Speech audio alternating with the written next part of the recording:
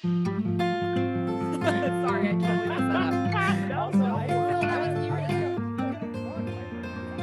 Hey, this is Phil, aka Corinne. And I'm Alex Berg, and you're listening to the I'm from Driftwood podcast. Almost 4 years ago, our next guest, Pearl, sat down with I'm from Driftwood and opened up about her life and self-discovery. In 1997, give or take a year or two, I was working out on Fire Island, and I worked at this little restaurant called El Hot Spot. It was a Mexican restaurant, and I was told that I could wear anything I wanted. And in fact, they encouraged me to dress up, be myself. I was wearing church dresses, sort of with hats sometimes, all different kinds of wigs. And I didn't know much about makeup, but I had some girlfriends that started to help me with the makeup and stuff. I was given this creative freedom. I had basically lived as a gay man, and Pearl hadn't emerged yet. And so I just tried to put together things that I could find. A lot of the old drag queens out on the island would retire and their drag, and they would put it up at yard sales. And I would go shopping. That's where I did my shopping in the beginning, because I dare not go to any store to buy women's clothing. And so I was getting ready to come into the city, and I was going to go through my whole routine back into my male clothing and get ready to come back. Simple. I've done it 1,000 times. And at that time, I couldn't get it together. I couldn't change my clothes, and I couldn't get out of my drag to go back into the city. And I felt so schizophrenic, and I started talking to myself. I said, okay, now, Pearl, come on off it. Or I might have even talked to Ken. I said, okay, chop, chop, let's get it together. Let's get on that boat, take off these clothes. And it was like Pearl came out of me and said, I'm not taking them off. It was like, I said, what? And she said, I'm not taking this dress off. And I'm holding a conversation with myself. I said, of course you are. I said, we can't go. And so I went up to the Ice Palace, and I remember talking to one of the entertainers there. And I said, I'm going back into the city just like this. And he said, no, Pearl, you got to take it off, because you could be beat up, or you could be. I said, Pearl won't let me take the drag off. I know they probably said, this child's been doing a little too many drugs. So I ran home, got my bag, got my stuff, and I got on the boat. It was the most surreal trip across the bay from Cherry Grove back to Sayville. And I'm on the way in, and people are looking, and I look just like what I am. And I go in, and I remember walking through Penn Station, and I'm in a flowing something, and people, and when I looked, like in my wake, you know how you walk past somebody, and if you look back real quick, in your wake, there's all these people staring, like, what? And I get on the subway, and I catch the train on back down this way. Now, it's getting ready to just throw everything out that I thought I was. A gay black man living with HIV. The big hurdle for me was telling my family about my living as a woman now, living as a transgendered woman. What I did is I went to a friend's art opening, and they took this wonderful picture of me. And so I had that picture blown up or made into a photograph. I wrote in a little note in the picture saying that my name is Pearl. This is how I look. And I closed the thing, I packed, and I wrote addresses and I put stamps on it and I mailed it all. Then I followed it up with a telephone call. I waited until I thought everybody had gotten the pictures. I called my mother first and I said, "Ma," she said, "Yes." I said, "Did you get my picture?" And she said, "Yeah." She said, "What was this all about?" Like, see that. I said, "Well, Mom, did you get it or not?" She's beating around the bush. She would have loved to have said, "No, I didn't get it," and maybe this will go away, but it's not going away. And she said, "I got it. What is wrong?" And I said, "Nothing is wrong." I said, "I wanted my family to know what's going on with me and include you in my life." And I said, "I'm telling all of you." She said, "Well, don't tell your oldest brother." I said, "Too late, Mama. I've sent him the same picture." "Well, how about your sister?" "I sent her a picture too." "And I assume you sent Junior a picture." "Yes." So that was that. That's how I came out to them. Didn't hear anything after that. And then a few months later, this was about 2002. My bell rings. I'm here with my lover. We're in the bed. My lover is no clothes on. I go to the intercom and I said, "Who is it?" And my nephew says, "It's Todd." I said, "Todd?" And grandmother's here with me. And she says, "Bernie, open the door." And she's looking at me and she don't know what to say. And I know she's taking it all in. And she said, "Well, Todd's having a dinner party for us tonight." And she said, "You're expected to be there." I said, "Oh, you want me to come?" I said, "I'll be there. And I came I dressed, and I don't know what possessed me to wear a blonde wig. I felt it. And when I came in, I found this a little endearing. My mother said, "Oh, why didn't you wear the other hair?" I like that in some kind of odd way. It was like she liked that look. So anyway, things were going well. My nephew cooked a beautiful dinner and we sat. I met a lot of the other relatives. Everybody was a little stiff and a little awkward because, I'm meeting them for the first time. They realize I'm transgendered. My nephew is so happy to have my mother and me there, but I see he's still a little nervous, but sweet, sweet man. After we ate dinner, I went into the living room and started talking with some of the people. I'm feeling more comfortable now. And then all of a sudden, I hear this voice saying, "Bernie, what is all this?" And it sounded familiar. And when I spun around, I see that look in my mother's eyes of like back when I was a kid and she was like a little drunk. And she looks at me and she said, "What is this?" And she strikes my breast. And I said, "Mama, what are you doing?" And I realized that she's drunk. And that's when she came in close and she said, "I just want you to know that West Palm Beach is not big enough for Pearl and the Bennetts." So she's getting a little drunker and I know she could be violent. So I got up and I said, "It's time." My gut feeling was telling me it's time to leave. The party's over. And I went into the kitchen and I thanked my nephew.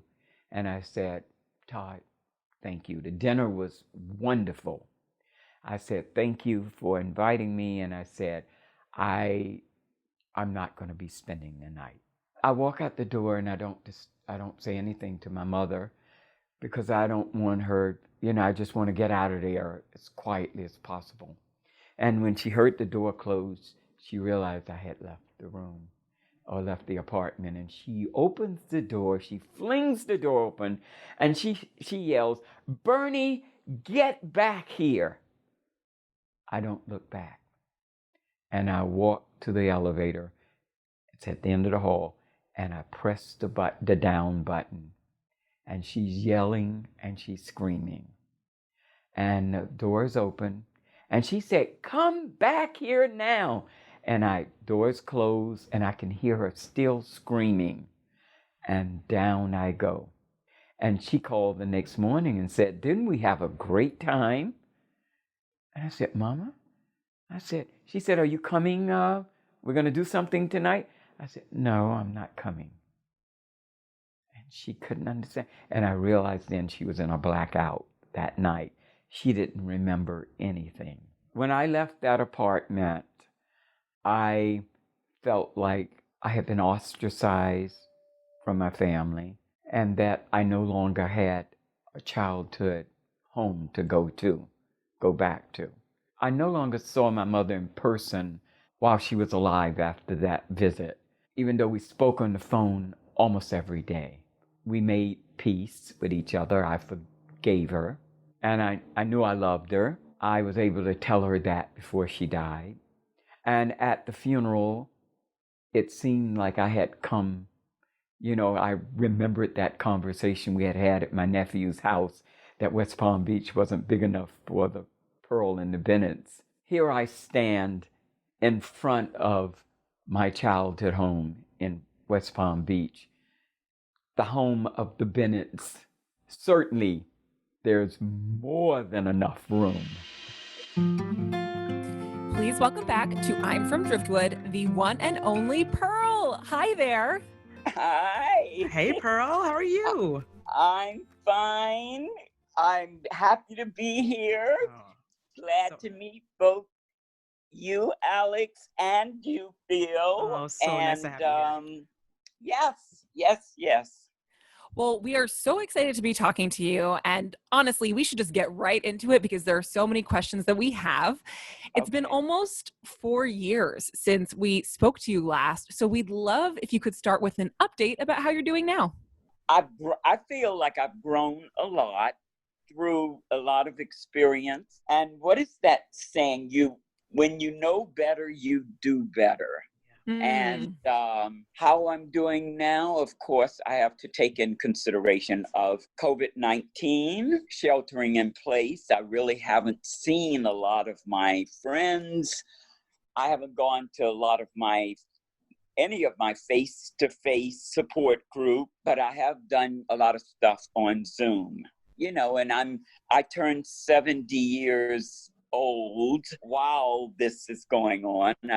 I thought I was going to have a birthday party or do something special for 70 being a big milestone. Okay, so I have a question for you.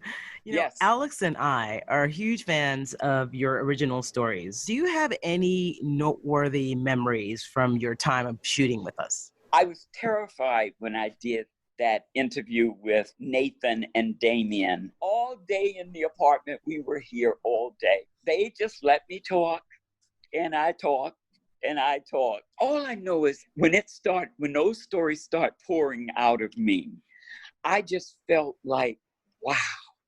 First, I was scared because I was, it's always when you're telling your story, how is the family going to react? How are certain straight friends going to react? I was just letting it all hang out. And so a lot of people didn't know a lot of that stuff.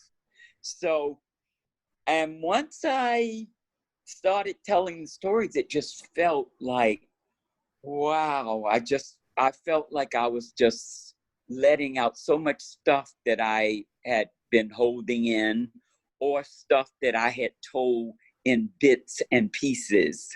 And so some of my relatives they saw the videos. So, and I talked with Nathan and Damien, and that they were going to keep these videos would be here long after I was gone. And that if it could help one person, it was worth all those hours. I think that is such an amazing way of framing it and just seeing the power of storytelling and just how your own experiences can affirm someone else or help them see themselves reflected in your own story. And it sounds like it was almost a cathartic experience for you, just being able to put it all out there. It was. Yeah. And in particular, I love that in one of your stories, when you spoke about your time working at El Hotspot, when the owners told you that you were able to wear what you want and they Yeah. encouraged you to dress up, and you literally started wearing dresses. Looking back on that, I mean, do you feel like that was the first time Pearl was coming to the surface? Yes. I would never wear the drag in the city. And in the story about, when Pearl, she turned and told me, I'm not taking this dress off. I had never been on the Long Island Railroad with a dress on. Walked through Penn Station. They were terrifying experience, but yet at the same time, they were so freeing and they felt so right. And I saw the possibilities were just, I went through a puberty, young adult, and I aged into this woman, that sort of mature woman that Pearl is today, that she can sit and hold her own. And loving more who I am allows me to empathize and love my trans sisters and brothers and my gay brothers and sisters, and just look out and see even the people that don't understand my community and even may want to do harm. I see the ignorance in that, where the fear, people fearing what they don't understand. Hearing the way that you described that moment walking through Penn Station in the clothing that felt affirming to you. On this podcast, Bill and I have spoken about how we've both been affirmed in our identities by clothing. So that's just something that really resonated with me in terms of what you were saying. Looking back, were there instances before then that you had thought about all this? Back in the 70s, I remember that I went to a friend's house in the Lower East Side, and the gay life was centered around Greenwich Village then, before it moved up to Chelsea. And now I guess it's up in Hell's Kitchen, now the epicenter of gay life. But I remember that we were drinking, and I think my friend helped dress me, but I put on a dress or a gown or something and a wig. And I think this friend did my makeup. Now, this was in the 70s. This was 27, 28 years before Pearl. She was always there. And I know she was there because this was an example of how I knew Pearl was always there. I remember getting dressed, and we got in a taxi and went down to the village, and we went to a place called Peter Rabbit's. And that was a little gay, it was gay. Certain days they had drag queens performing, and they had this and that. And I remember very little of it because I had to be plastered to be in that dress, because I did not have the nerves to be in that dress. And so all I know is I was dancing. I was told I had a good time. And I remember when I woke up in my friend's house, I had the wig on still, I had the dress on still, and I didn't want to take it off.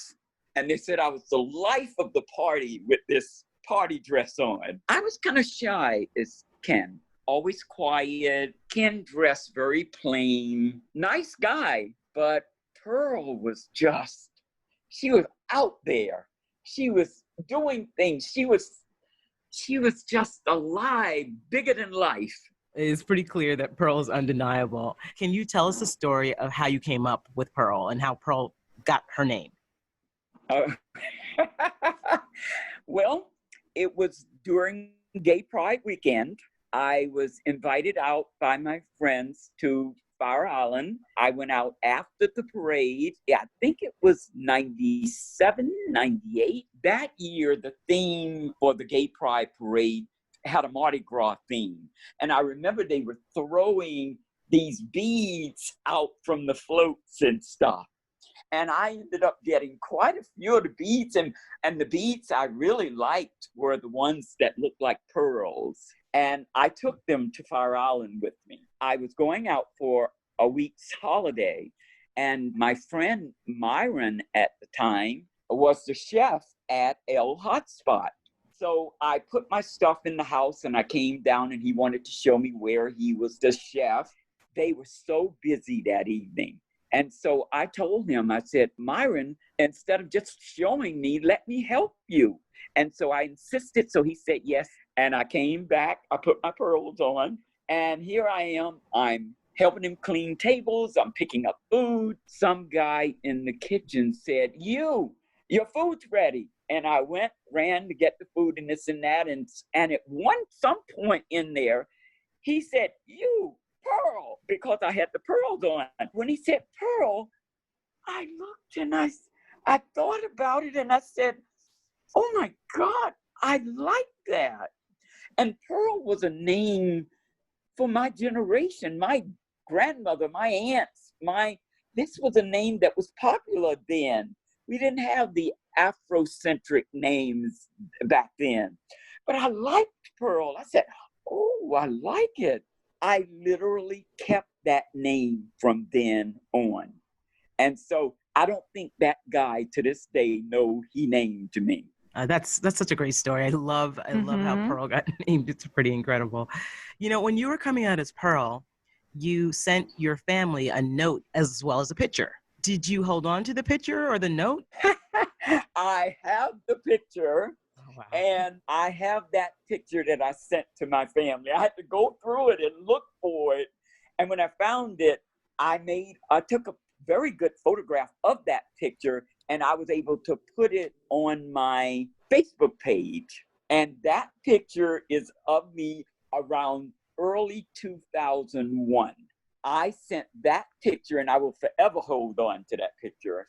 Well, staying on the topic of your family, in one of your I'm from Driftwood videos, you speak about being invited to a party by your nephew and a pretty tense situation with your mom, which led you to leave. How do you feel looking back on that now? Oh my God. From the one woman I wanted approval from and the love from, it was just very hurtful, but I knew I loved her. And I'm so glad that I got the chance to make up with her and we got to speak before she passed away. Yeah, that's a tough story for me. That sounds like incredibly difficult to navigate. And I just have such an appreciation that you opened up to us to talk about that experience. I mean, it sounds like so much to take in and process in the moment and even all of these years later. You mentioned that you were able to eventually talk to your mom. I mean, did you ever confront her about her actions? I never did confront her. We went for a period there. We didn't speak for a while. And I think I was still in therapy at the time. And I think I even upped my therapy to 2 times a week. I just needed space and time to heal. And do I regret not confronting her with this? And part of me would have loved to, but eventually she started getting sick. She never came back to New York. She wanted to, but I just loved her sort of from afar for a while. And then I was able to tell her on her deathbed that I loved her. Well, before that, I started talking to her every day then. And I think I did it not only for her, but I did it for me as well. And I've heard people handle these situations in so many different ways, but I went on my gut feeling and what I could live with and what I didn't find it any need to do that at that time, especially as her life was ebbing.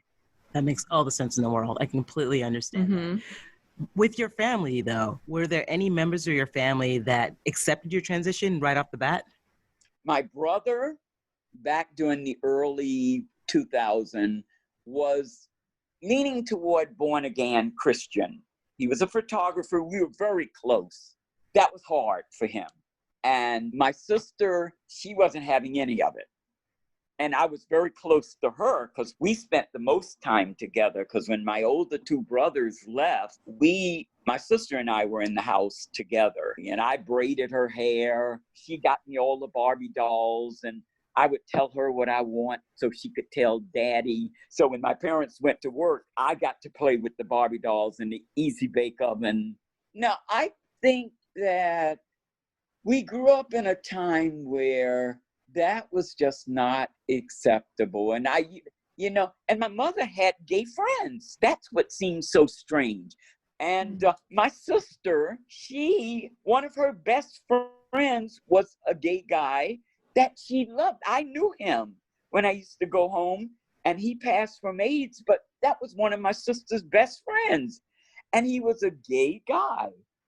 But now, my sister and I got along when I was just gay, but Pearl, no way. I got along with my mother when I was just Ken. And my brother got along with me long as I didn't bring up any of this gay stuff. And I remember my mother making a statement when I was still in school and living at home. I think I was in like the 8th, 9th grade. She said, the one thing I would never permit or allow in my house is for any of you, well, she was directing it at me, to put on a dress. And I think we were watching something on TV, and it was some show, and I didn't like to watch anything gay or even hinted of gay with my family because I was too afraid of how they were going to react. And I like to watch those things by myself so I could get into them and feel the fantasy and this and that. But I don't know what it was. It might have been Flip Wilson on TV doing Geraldine. To this day, I'm very supportive of my sister because she's going through her own health problems now. But do you know, to this day, she will not call me Pearl? I've been living as Pearl for 20 years before some of her grandchildren were born. She cannot, and she loves me. She loves me. But she has a hard time with that. And now she is going through her own illness and stuff. And I made up my mind because when my mother passed away, Pearl went down to Florida, and the whole family got to see me. And I went down for my mother's funeral, but I asked some friends to go with me. I reached out for help, and I had two of my best friends. One lived in Fort Lauderdale, and one was my best friend up here.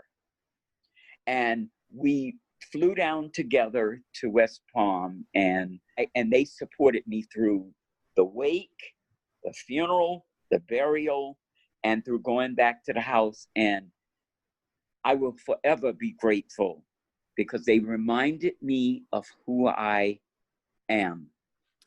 Well, Pearl, one thing that I've noticed throughout this entire conversation is that you really built all these moments in your life to empower yourself, whether that was making sure you had these friends who were chosen family to come with you to the funeral, whether you sought to work through the issues that had been a result of your family for yourself so that you could self-actualize and so you could empower yourself. And something you also said earlier was that you have a sense of longevity. So I was wondering, is there any advice you would give to young trans folks on coming out to their family? I would advise, if you're going to do it in person, make sure that the environment is safe. I don't know if they would like to do it like I did it, like tell all of the members, and that way the family would have each other to lean on if they're going through, when they're dealing with their feelings about their loved one. And another thing is, if you need to have a friend support you, I would suggest that. And another thing is talk with somebody before you do this. I suggest that everybody should be in some kind of support group. Well, Pearl, looking forward, what's next for you? I take it one day at a time. So I don't know. I've done a lot of stuff that I haven't seen come out yet. I've done 2 photo shoots. And one was so professional, and they had a car come and pick me up and take me to Brooklyn. And I went to this warehouse, and they did a whole photo shoot of me. And they had like hair, makeup, wardrobe and the whole nine. I really felt like a professional shoot, and I had never done anything like that. And that could have ended up on billboards and posters and who knows, on the side of a bus or anything. And now this new something has emerged that was peeking out all the time. Pearl was there. She didn't have a name, but she was there. Everything up to this point had led to me being true to myself as a transgendered woman. And at that point, I had no idea what that meant. Because for the next 16 years, and it's still continue today, it's been a journey. And I wouldn't trade it for the world. Pearl, it has been such a pleasure speaking with you today. What a wonderful conversation we've had today with you. Thank you. Thank you so much, Pearl. It was truly delightful. Guys, you guys are the best. The best. Aww. And Andy, I know you're somewhere there.